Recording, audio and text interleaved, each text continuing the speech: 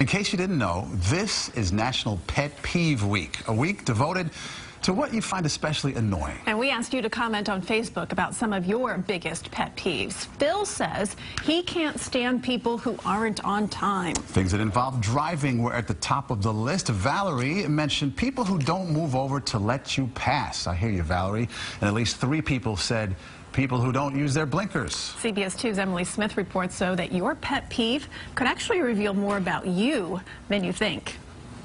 It's those little things like someone chewing gum that can rattle the nerves. It's so annoying. So, I mean, popping chewing gum is probably one of my biggest pet peeves. Pet peeve. Do you know what that is? No. The pet peeve is like something that annoys you, like someone chews really loud. People talk on the phone on the bus. On the bus. That's annoyed me.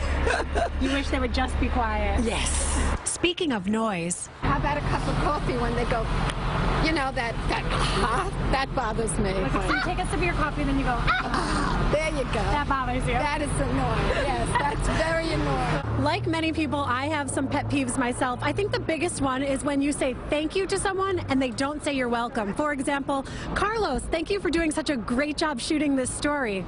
No, thank you for being such a good reporter. Can't you just say you're welcome? there are even websites dedicated entirely to pet peeves, listing annoyances such as people who whistle when happy, people who tailgate when driving, and couples who sit on the same side of the booth.